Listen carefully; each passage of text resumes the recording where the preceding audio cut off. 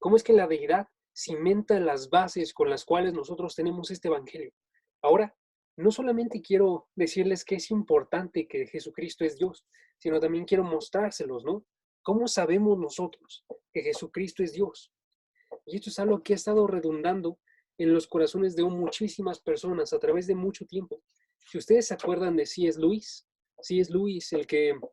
el grupo en el que ya está San, pero sí, el grupo del estudio, pero no me acuerdo cómo se llama, por eso, Gracias.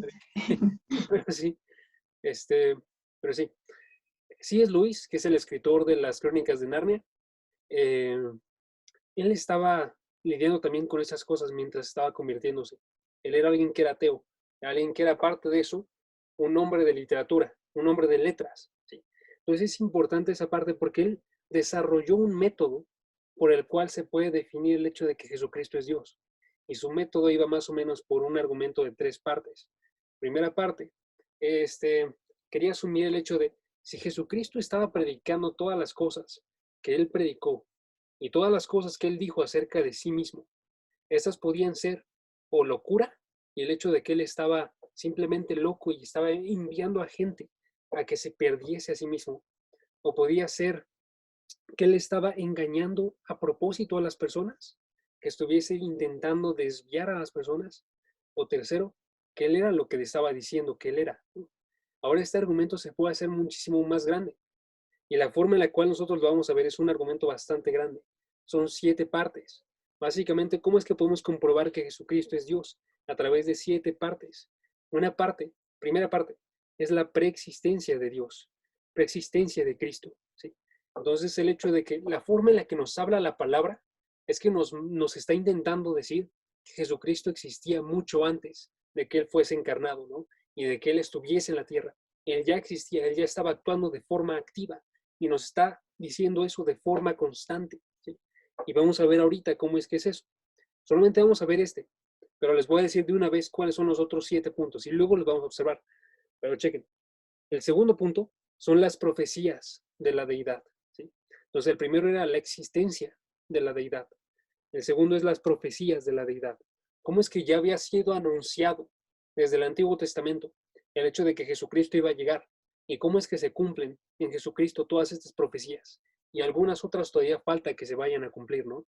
Que están haciendo referencia a su segunda venida. Pero en la primera venida están cumpliendo una gran cantidad de profecías de forma exacta de lo que Jesucristo se decía iba a realizar. ¿Sí? Entonces, es la segunda. La tercera, los nombres de la deidad. La forma en la que se le llama a Jesucristo dentro de la palabra, a través de ciertos nombres, también apuntan al hecho de que Jesucristo es Dios. ¿Sí? No solamente se nombra que Él existía antes y que Él estaba realizando acciones antes de su encarnación, sino que se anuncia a través de todos estos nombres que Él iba a ser Dios con nosotros, que Él iba a ser el Hijo de Dios, que Él iba a ser el Señor, que Él iba a ser el Señor de señores. ¿Sí? Y podemos continuar con esto porque son más nombres. ¿Va? 4. Los atributos de la deidad. No solamente se le menciona con nombres, sino que también se menciona que él tiene ciertas características que solamente puede tener Dios mismo, como lo son la santidad, la eternidad, el poder soberano, el conocimiento infinito, la omnipresencia, la autoexistencia, la inmutabilidad, ¿sí? Y podemos proclamar con Pablo, como lo realiza en Colosenses capítulo 2, versículo 9, que dice que en él habitaba la plenitud de la deidad. ¿Sí? De forma corpórea habitaba la plenitud de la deidad. ¿Sí?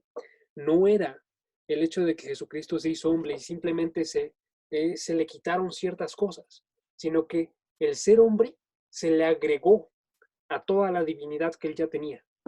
Toda esta divinidad se queda y solamente se agregan y por tanto Jesucristo cumple con todas estas acciones, que Él es inmutable, que Él es santo, que tiene un conocimiento infinito, que Él autoexiste, que Él puede generar vida y podemos continuar con esta idea, ¿no?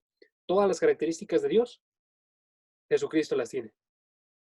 Quinta idea, ok, esos eran los atributos de la deidad. Las 5 es las relaciones de la deidad. O sea, ¿cómo es que ustedes esperarían que se relacionara la deidad? Se relaciona con Dios mismo, se relaciona en esta idea de Trinidad, ¿sí?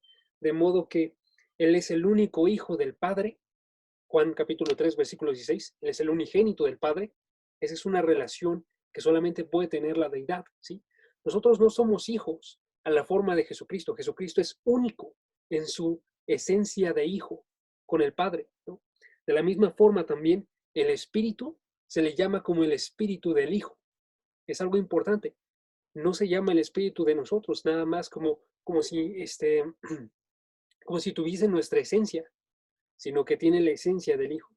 Y es el Espíritu mismo que estaba actuando en este Hijo que lo resucita, ¿no? Tiene esa relación de la Trinidad y se relaciona también de una forma indicada con las personas. No se relaciona como cualquier persona, se relaciona como Dios mismo en la carne. 6. Él es alguien que actuaba con las acciones de la deidad. Las acciones de la deidad. De modo que sus milagros, de modo que su forma de estar obrando aquí en la tierra, su forma de estar obrando después de que Él resucita y después de que asciende, la forma en la que actúa Él ahorita, todas esas acciones solamente se pueden lograr si Él era Dios, ¿sí? No podía estar obrando milagros de la forma en la que lo estaba haciendo y menos la parte de resurrección, ¿sí? El hecho de que Él pueda proveer vida proviene del hecho de que Él es Dios. Y 7, el honor que se le da, o el honor de la deidad. El honor de la deidad, porque a Jesucristo se le tiene que alabar. Nosotros no alabamos absolutamente a nadie más, solamente a Dios. Y Dios nos dice, a Él escúchenlo, a Jesucristo, porque Jesucristo es su misma esencia. Él es la imagen del Dios invisible. Y a través de esto, Él recibe cierto honor y nos acercamos de cierta forma a Jesucristo, ¿sí? Ahora, todos estos son argumentos que apuntan al hecho de que Jesucristo es Dios, ¿sí? Y vamos a utilizar el primero. El primero se llama la preexistencia de la deidad. Preexistencia. Está hablando de cómo es que Él existía antes de todas las cosas, ¿sí? Él existía antes de ser encarnado principalmente, y Él existía también antes del inicio de todas las cosas creadas. Entonces eso es lo que vamos a ver ahorita, que Él ya tenía acciones antes de poder estar dando pasos aquí en la tierra como el Hijo del Hombre. Él ya tenía ciertas acciones. Y para eso quiero que veamos capítulo, Miqueas, capítulo 5, versículo 2, ¿sí? Y de todos modos lo voy a transmitir ahorita, pero Miqueas capítulo 5, versículo 2, si pueden acompáñenme, está haciendo referencia a una profecía de cómo es que iba a llegar este Jesucristo, ¿no? Cómo es que iba a llegar a encarnar un rey, ¿sí? Sin embargo, la parte que quiero que vean aquí es el hecho de que Él ya existía desde la eternidad y esto lo estaba anunciando el Antiguo Testamento. El Antiguo Testamento estaba diciendo, el Hijo del Hombre, que va a ser el Rey eterno, este Rey ya existía antes. Es un Rey sobrenatural. No es un Rey como cualquiera de la línea de David, ¿sí? Sino que es un Rey que está más arriba de todos los reyes, ¿sí? Eso es lo que quiero que veamos. Ahora, vamos a leerlo. Lo voy a leer desde la NBLA. Y solamente para que puedan verlo un poquito más completo, voy a poner otra Biblia aquí a la derecha. Dice, segundo, ahí está, ahí está. Dice, pero tú, Belén, Éfrata, aunque eres pequeña entre las familias de Judá, de ti me saldrá el que ha de ser gobernante de Israel, y sus orígenes son desde tiempos antiguos, desde los días de la eternidad. ¿Ok? Ahí está diciéndonos, pero tú, Belén, quiero que veas, tú eres pequeña, Belén, tú eres una ciudad que es bastante pequeña, pero aún así de tu lugar va a salir un gobernante que es diferente, un gobernante que no es pequeño, sino un gobernante que es grande porque es un gobernante sobrenatural, porque tenía sus orígenes desde tiempos antiguos y desde los días de la eternidad, ¿sí? Y ahí quiero que chequen un par de cosas. Primeramente, cuando está haciendo una referencia a esta parte de orígenes, esta palabra orígenes no hace referencia al hecho de que él fuese originado en algún lugar, ¿sí? Porque podemos ver, por ejemplo, el hecho de que está hablándonos desde los días de la eternidad. Si tú te encuentras en la eternidad, tú a fuerzas no tienes ningún origen, ¿sí? De todos modos, esta parte de orígenes, lo que nos está haciendo referencia, y podemos verlo en otras traducciones, como la RBR, la Reina Valera, que hace referencia a salida. Está hablándonos a las acciones que estaba realizando, un origen de sus acciones, ¿sí? Y entonces estaba hablándonos de cómo es que estas acciones que él estaba realizando, este rey, son desde tiempos antiguos, son desde los días de la eternidad que él ya estaba obrando como un rey, ¿sí? Por tanto, no es un rey como todos los demás reyes, es un rey que es sobrenatural, ¿sí? Nos está haciendo referencia a eso también, además de eso, porque no solamente menciona el hecho este, de que es un rey desde la antigüedad, sino que lo está haciendo al comparar con Belén, ¿sí? Con Belén. Si ustedes recuerdan, el rey David era un rey que provenía de Belén, ¿sí? Y para el momento de Miqueas, este rey ya había gobernado y ya había sido el más grande, y ya había establecido esta línea de reyes que iban a surgir. Por tanto, ya se estaba viendo de una forma a Belén. De todos modos, ya había caído la visión de Belén. No solamente se le veía como la ciudad de David, sino que se le veía como una ciudad que era pequeña por el hecho de que David ya había caído, ya habían caído todos los reyes, ¿sí? Y entonces ya no se esperaba nada bueno de Belén. Y entonces lo que dice aquí esta persona, Miqueas, es que no solamente va a ser un rey que es sobrenatural, sino que ese rey sobrenatural lo estoy comparando con una pequeña ciudad donde salió un gran rey David, pero este rey no se compara en lo absoluto con el que les estoy anunciando, con el gobernante de Israel, ¿sí? Aparte de eso, nos menciona 2 versículos después, chequen, en Miqueas capítulo 2, versículo 4, chequen la forma en la que va a estar diciéndolo hoy, es, él afirmará y pastoreará su rebaño con el poder del Señor, con la majestad del nombre del Señor su Dios. O sea, se está clarificando esta idea. Este gobernante va a estar actuando con el poder de Dios y va a estar actuando con el nombre del Señor. Él va a ser el Señor, ¿sí? No solamente es un rey sobrenatural, sino que es el Señor mismo quien está gobernando a su gente y que es este Mesías que va a estar llegando desde Belén para gobernar a todo Israel, ¿sí? Y última cosa, esta parte de que había estado actuando desde tiempos antiguos, desde los días de la eternidad, nos apunta entonces que su actividad ya había comenzado en ese momento. Nos alumbra ciertas partes, como en la parte de él seleccionó y él amó a su gente desde antes de que fuese creado todo, ¿sí? Nos apunta esta idea de esta persona que es Jesucristo, él ya estaba en control de absolutamente todo lo que iba a ser creado, ¿sí? Y ya estaba antes de que todas las cosas surgiesen, y ya tenía un plan, y ya estaba cimentado para que él gobernara y le fuera entregado este trono de todas las personas que iban a estar alabando a Dios, ¿sí? Entonces, quiero que veamos eso, porque lo que vamos a estar observando nosotros ahorita es el hecho de que Jesucristo ya existía, que Jesucristo ya estaba activo, que Jesucristo estaba con el Padre, que Jesucristo no solamente estaba con el Padre y estaba en los cielos, sino que Él descendió y se humilló con unas razones específicas, con una misión específica, ¿sí? Y que a través de eso Él llegó a mostrarnos la eternidad a cada uno de nosotros, ¿sí? Entonces quiero que veamos eso a través de 3 puntos, que son uno, primeramente, quiero que veamos el movimiento. ¿Cuál es el movimiento que realizó Jesucristo? ¿Cuál es ese movimiento que es humillación? Que es estarse llegando a nosotros a pesar de que Él venía de otro lugar, ¿sí? Es un movimiento, como un traslado de una persona de un lugar a otro lugar, ¿sí? Es lo que me refiero. 2, la misión. ¿Para qué realizó ese traslado? Para cumplir una misión que era extremadamente grande. ¿Y cuál es esa misión? ¿Sí? Y 3, quiero que veamos también la eternidad. Lo que nos apuntan el movimiento y la misión es a que nosotros veamos la eternidad, tanto la eternidad pasada de la que vino Jesucristo, tanto la eternidad futura con la que vamos a estar nosotros con Jesucristo, ¿sí? Y entonces vamos a terminar hablando acerca de la creación, ¿ok? pero ya me estoy extendiendo mucho, entonces vamos a ver el primer punto. Primeramente es el movimiento. Entonces quiero que veamos que Jesucristo estaba con el Padre y que Él cambió de estar con el Padre a descender y encarnar. ¿Sí?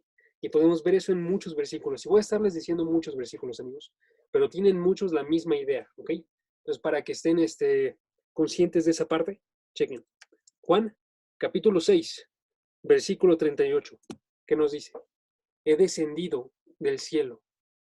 He descendido del cielo. Hay un movimiento en esa parte. ¿Sí? Él descendió del cielo no para hacer su voluntad, sino la voluntad del que lo envió. ¿Sí? Por ahorita nada más concéntrense en la parte. Descendió del cielo. Del cielo. Juan capítulo 8, versículo 23. Jesús les decía, ustedes son de abajo, yo soy de arriba. Ustedes son de este mundo, yo no soy de este mundo. ¿Sí? Él descendió del cielo, Él no es de este mundo, Él es de arriba. ¿Sí? O Juan capítulo 8, versículo 58, que le apuntaba también de otras formas. Él decía, en verdad yo les digo que antes de que Abraham naciera, yo soy. Y se estaba igualando a Dios. Y estaba diciendo también acerca de su eternidad. Cómo es que Él existía antes de todas las cosas creadas. ¿Sí? Juan capítulo 17, versículo 5. Y ahora, glorifícame tú, Padre, junto a ti, con la gloria que tenía contigo antes de que el mundo existiera. ¿Sí? Entonces, esta idea, Él descendió de arriba, Él descendió del cielo, Él no es de este mundo. Y eso que también nos implica es el hecho de que Él estaba con Dios. Él estaba con Dios antes de todos los tiempos. ¿Sí? Antes de que el mundo existiera, Él tenía una relación. Eso lo podemos ver también en Juan capítulo 1, versículo 1 al versículo 3. Él estaba con Dios y Él era Dios. ¿Sí? Y está haciéndonos referencia a esta idea. Él estaba, entonces, si checamos por implicación, estaba con el Padre y estaba viniendo del Padre, ¿sí? Y estaba descendiendo. Y esto implica su existencia, preexistencia, perdón, pero también implica que estas acciones que él estaba realizando de venir, de descender, de bajar, todas esas tienen un propósito, ¿sí? Tienen una misión divina. ¿Sí? Entonces, si checamos nosotros el primer texto que dijimos, él decía, para hacer la voluntad de aquel que me envió. ¿Sí? Y podemos ver entonces que este movimiento tiene una misión. Segundo punto, tiene una misión. ¿Esta misión cuál es? Y también podemos responderla con un buen de versículos. Chequen, si pueden anotar la misión, se los voy a decir por un buen de partes, pero chéquenlo. Misión en Mateo capítulo 5, versículo 17, ¿cuál era? No he venido a poner fin a la ley. He venido, o a los profetas, perdón, sino para cumplir. ¿Cuál era su propósito? Era cumplir la ley. Ese es uno de los propósitos. Cumplir la ley. ¿Qué más quería lograr el Hijo del Hombre? Cuando nos está hablando acerca de esta parte de cumplir la ley, ese no es un fin último, es un fin que consigue otro fin. ¿Sí? Y el otro fin que consigue, a través de cumplir toda la ley, es que este Jesucristo entonces es el Cordero perfecto, el Cordero inmolado, el que ha cumplido absolutamente todas las cosas y el que como hombre es digno para poder servir como un sacrificio por el perdón de los pecados de todas las personas. ¿Sí? Y entonces nos dice el capítulo 12, una disculpa, perdón, el capítulo 10, versículo 45 de Marcos, Marcos 10, 45, dice, el Hijo del Hombre no vino a ser servido, sino a servir y dar su vida en rescate por muchos. ¿Sí? Entonces, cuando Él viene a cumplir la ley, y viene a cumplir, se refieren dos puntos. Uno, la parte que les comenté ahorita, el hecho de que Él al ser un cordero perfecto, Él puede dar su vida completa, una vida de perfección en rescate por muchos. La otra, Él está llenando todas las cosas que se había dicho que se tenían que cumplir en el Antiguo Testamento. Entonces les digo un pequeño paréntesis. Dentro de la ley del Antiguo Testamento hay un par de partes. Hay una ley que es moral, una ley moral que se tiene que ser cumplida. ¿Sí? Pero también hay una ley ceremonial y una ley ritual. Y Jesucristo no solamente cumple la ley moral, sino que también cumple la ley ritual. Pero la forma de cumplir la ley ritual no es a través de acciones buenas, es a ¿Y cuál través, es la diferencia entre una y otra? ahorita lo digo, sí, es a través de llenar esta ley ritual. Entonces, ¿cuál es la ley ritual? Nos habla acerca del tabernáculo, nos habla acerca de las fiestas, nos habla acerca de los sacrificios y la forma en la que tenían que ser llenados estos sacrificios. Y entonces la ley ritual da cosas específicas acerca de cuáles son los sacrificios que tienen que realizarse, cómo tienen que realizarse, con qué animales tienen que realizarse, cuál es la forma en la cual tienen que realizarse dentro del tabernáculo. Porque si recordamos, el tabernáculo tiene 3 partes y cada una de las partes del tabernáculo tiene un propósito. Entonces vemos la parte externa, vemos el lugar santísimo y también vemos el lugar santo, ¿no? Y cada uno de estos lugares cumple una imagen de lo que iba a ser Jesucristo. Entonces esta ley ritual lo que hace es que nos anuncia cómo es que la vida de Jesucristo iba a cumplir el perdón por nuestros pecados, cómo es que iba a alimentar nuestros cuerpos y justificarlos, y a través de eso proveernos de una justicia que no es nuestra, sino que proviene de Jesucristo mismo. Las fiestas también nos hablan acerca de esto, y la más popular de todas ellas es la Pascua, que se celebra después de que en Egipto son esparcidos o son pasados por arriba por la mano de Dios y el juicio de Dios, porque sus puertas estaban manchadas con la sangre de un cordero, ¿sí? Y nos está hablando acerca del pasar del juicio de Dios, de nosotros, como gente que es pecadora, pero que ha sido cubierta por la sangre de un cordero, ¿sí? Entonces todo esto nos está haciendo referencia a la misión de Jesucristo. Jesucristo tenía que vivir una vida perfecta para poder ser el sacrificio, y a su vez Jesucristo está cumpliendo todas las partes de la ley también ritual, de modo que Él se convierte en el mejor sacerdote, en el mejor profeta, en el mejor sacrificio y en el mejor rey que nosotros podríamos tener, ¿sí? Entonces Él está cumpliendo esta ley de Dios, ¿sí? También Él no solamente está viniendo a cumplir la ley, sino que también está llamando. Chequen, Lucas 5, versículo 32. Él está viniendo para llamar a los pecadores al arrepentimiento. Él está viniendo como un predicador que está anunciando: vuélvanse de sus formas a las formas de Dios, arrepiéntanse y cambien la forma en la que están viviendo ustedes. Él estaba teniendo un hijo, Dios estaba teniendo un solo hijo, y a ese hijo lo hizo un predicador, ¿sí?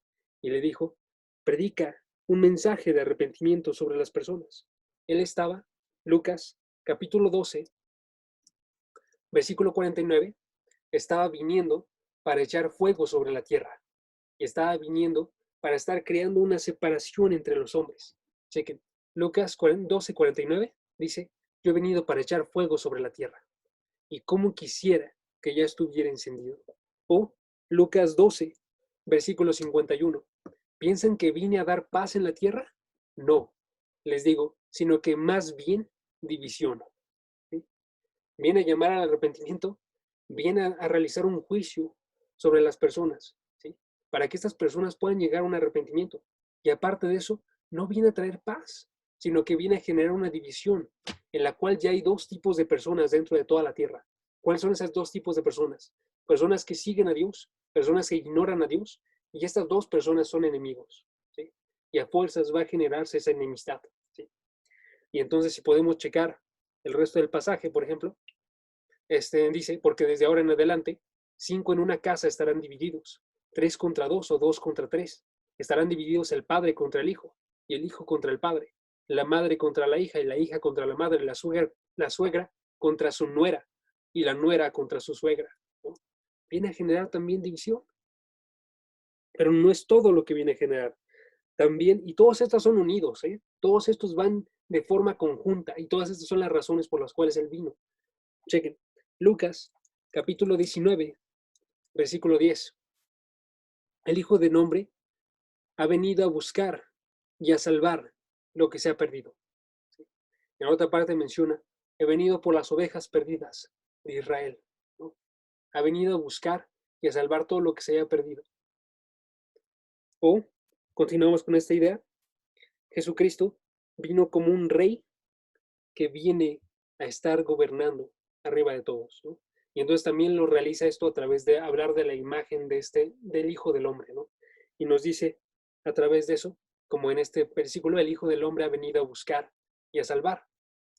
Y si recordamos, el Hijo del Hombre hace referencia a Daniel, nos hace referencia a un rey que era divino, que había sido enviado por el anciano de días.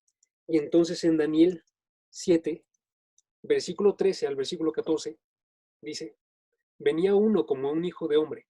También ese es el Antiguo Testamento, ya anda anunciando la venida de Jesucristo. Venía uno como un hijo de hombre, que se dirigió al anciano de días, y fue presentado ante él, y le fue dado dominio, gloria y reino, para que todos los pueblos, naciones y lenguas le sirvieran. Su dominio es un dominio eterno, que nunca pasará, y su reino que no será destruido. ¿Sí? Viene a gobernar como un rey, con gloria, ¿sí? Y para generar un reino que va a ser eterno.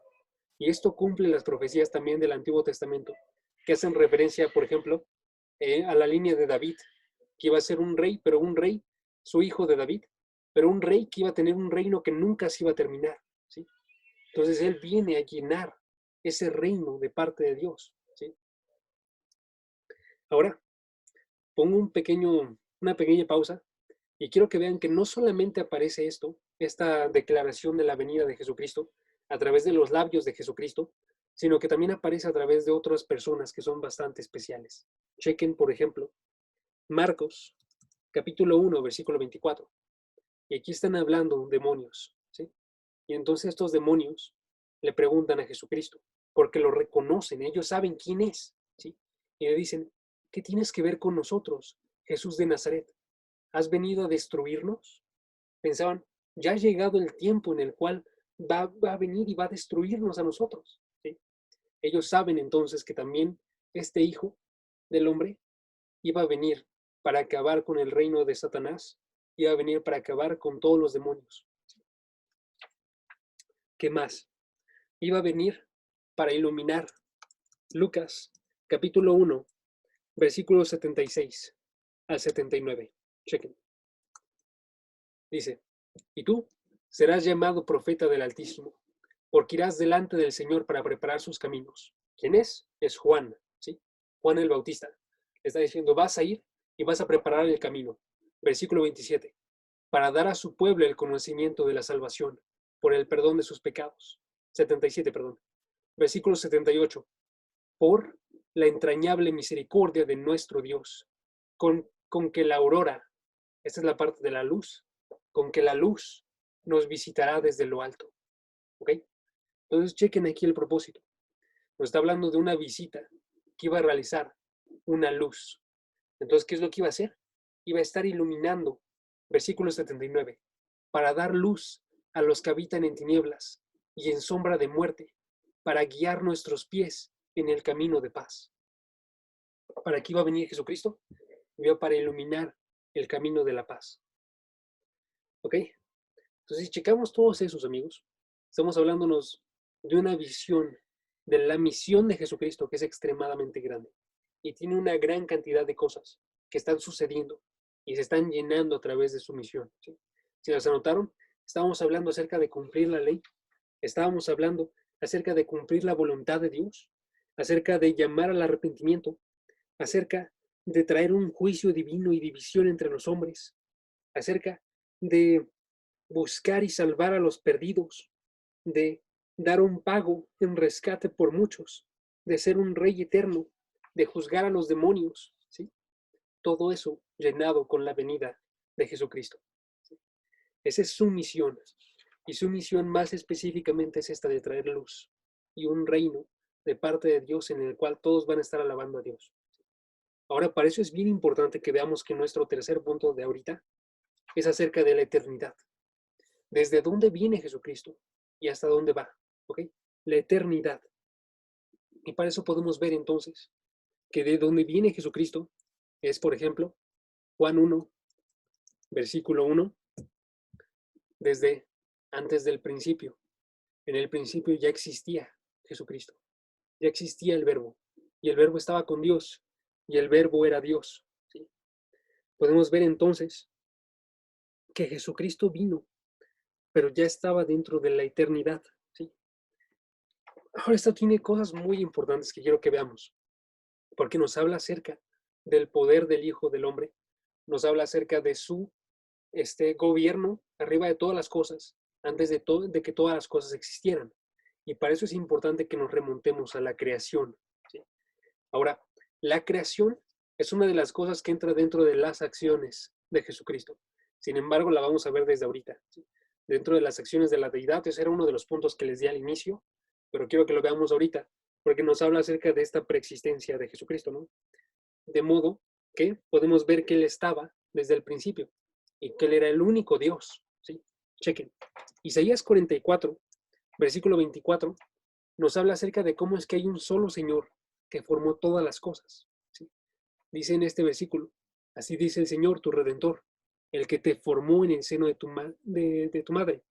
Yo, el Señor, un único Señor, creador de todo, que extendió los cielos, yo solo, y afirmo la tierra sin ayuda, ¿sí? Hay un único creador, lo realizó solo, lo realizó sin ayuda, y ese único creador es Jesucristo también, ¿sí? Es Jesucristo, porque esta acción de la Trinidad es la que crea todo, y es un solo Dios, que siendo un Dios triuno, crea absolutamente todas las cosas. O podemos observar otros versículos, por ejemplo, el de Juan. Juan hace referencia con esto, acerca de esto, perdón, cuando él dice, en el principio. Y cuando recordamos estas palabras en el principio, podemos remontarnos a Génesis 1:1 y decir, en el principio, Dios creó los cielos y la tierra. ¿Y quién está en el lugar de Dios aquí? El Verbo, ¿sí? En el principio ya existía el Verbo, y el Verbo estaba con Dios, y el Verbo era Dios. En el versículo 3 nos dice, todas las cosas fueron hechas por medio de Él, y sin Él, nada de lo que ha sido hecho fue hecho. Nos indican al menos tres cosas a través de esto, ¿sí? Chequen. Primeramente, nos indica que Jesucristo no fue hecho, porque antes de que todas las cosas fueran hechas, Él ya existía, ¿sí? Dice aquí, todas las cosas fueron hechas por medio de Él. O sea, Él no entra dentro de ninguna de estas cosas. Nada de lo que ha sido hecho fue hecho sin Él. O sea, Él no entra dentro de ninguna de las cosas que fueron hechas. Otra vez, ¿sí? Dos, nos indica también que Él es la fuente de todas las cosas. ¿Por qué? Chequen. Todas las cosas fueron hechas por medio de Él, ¿sí? O sin Él, nada de lo que ha sido hecho fue hecho. Todo fue hecho por Él y con Él, ¿sí? Por Él, con Él, todo fue creado. Podemos irnos a otro versículo, por ejemplo, Hebreos capítulo 1, versículo 2. Aquí nos dice, por medio de quién hizo también el universo, ¿sí? Por medio de Jesucristo fue hecho también el universo, ¿sí? O podemos continuar con esta idea, porque nos envía otra cosa más. El hecho de que no solamente fueron hechas a través de Él, sino que fueron hechas para Él, ¿sí? Para Él. Entonces podemos ver Colosenses, por ejemplo, capítulo 1, versículo 16. Chequen. En Él fueron creadas todas las cosas, tanto los cielos como la tierra, visibles e invisibles, ya sean tronos, o dominios, o poderes, o autoridades. Todo lo que ha sido creado por medio de Él y para Él, ¿sí? Él no solamente era un medio por el cual fueron creadas todas las cosas, un instrumento, sino que también fueron creadas a través de Él.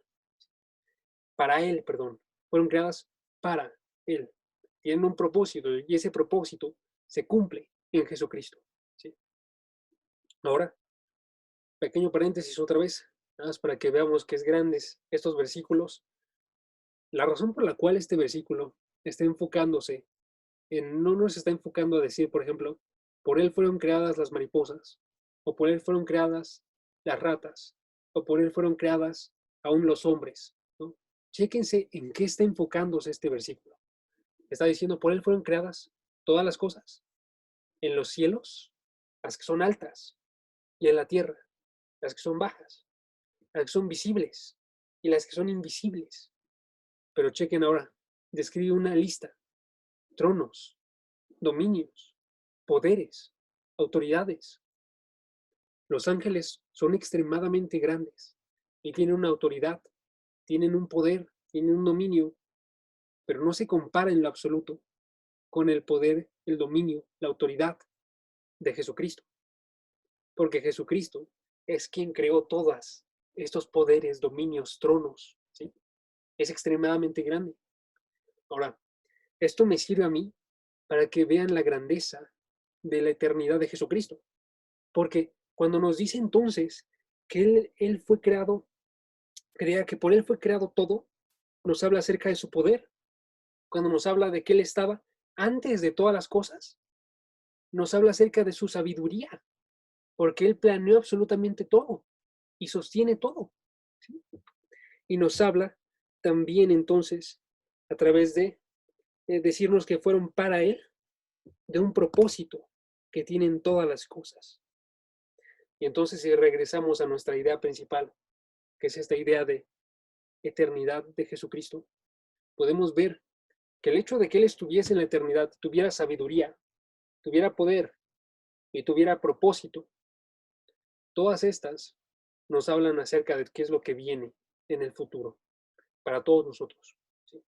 Que nosotros podamos ser sustentados por el poder de Jesucristo, que es eterno, que nosotros podamos ser llevados por la sabiduría de Jesucristo, que es mayor que todas las cosas, porque Él sostiene el sol y sostiene la distancia entre el sol y la tierra y formó los días y mueve cada una de las cosas que existen hoy en día para que funcionen de forma armónica, ¿sí?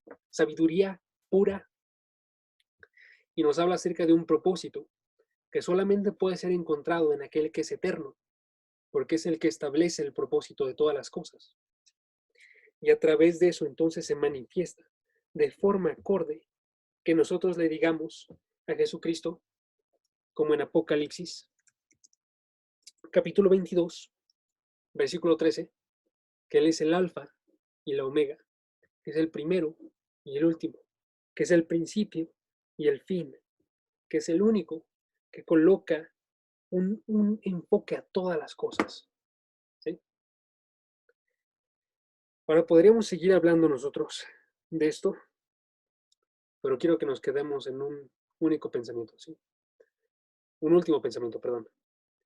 Y este pensamiento es, entonces lo que sucede con Jesucristo, cuando Él se encarna y cuando Él muere y Él resucita, es que esa resurrección no es una nueva vida para Jesucristo.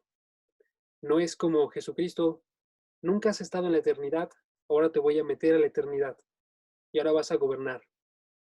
Así no es como funciona en la Biblia. La forma en la que funciona es con Jesucristo cuando Él resucita y lo vemos en su forma glorificada y Él asciende y se sienta al lado del Padre, lo que realiza es que nos muestra la deidad, ¿sí?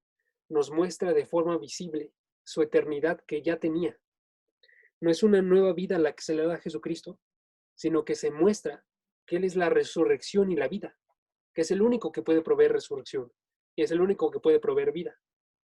Y entonces, cuando se muestra su resurrección, se muestra la eternidad futura que Él está trayendo a cada uno de nosotros. Entonces, hermanos, si nosotros vemos esto, podemos tener una confianza más firme en Jesucristo, más firme en sus palabras y estar pensando, si todo esto es lo que se habla acerca de su eternidad pasada y de su creación y de su forma de estar obrando sabiamente, todo esto lo vamos a poder ver de forma clara nosotros, como creyentes en el futuro. Y podemos admirar también más grandemente que Él era extremadamente rico y se hizo extremadamente pobre para hacernos a nosotros ricos de esa forma. Entonces, nos envía a nosotros a humillarnos delante de Él, a reconocer su reinado, a reconocer que Él está más arriba de todas las cosas y a través de eso nosotros conocer a un verdadero Dios, a un verdadero Jesucristo en el cual nosotros podemos poner nuestra confianza. ¿Ok? Entonces, pensando en esto, Meni, ¿nos ayudas a orar, porfa? Sí, Vas. claro que sí. Padre Santo, te damos gracias porque pues nos permites escuchar un día más de tu palabra, Señor, porque nos permites conectarnos en este estudio. Gracias por todas las vidas que se conectaron hoy, por todas las personas, por sus corazones dispuestos, Señor. Gracias porque tú pones ese querer de estar aquí aprendiendo más, Señor, y querer alimentarnos y nutrirnos más de tu palabra, Señor. Y con lo que vimos hoy, Padre, podemos darnos cuenta que podemos confiar en Jesús, podemos anclarnos en Jesús porque Él estaba desde el inicio, Él es el alfa y la omega, Señor, y podemos confiar en Él, confiar en todo lo que hace, en su sabiduría, en su soberanía, Señor, y admirar y ver y humillarnos nosotros delante de Él y delante de su belleza y de todo lo que es y lo grande que es, Señor. Gracias por todo lo que haces por nosotros, Señor, porque no lo merecemos muchas veces y bueno, la mayoría de veces no lo merecemos, Señor, y tú lo das por gracia, Padre. Gracias por este estudio, por las personas que se conectaron, por tu palabra, Señor, en el nombre de Jesús. Amén. Amén. Muchas gracias. Amén. Las voy a ponerle pausa.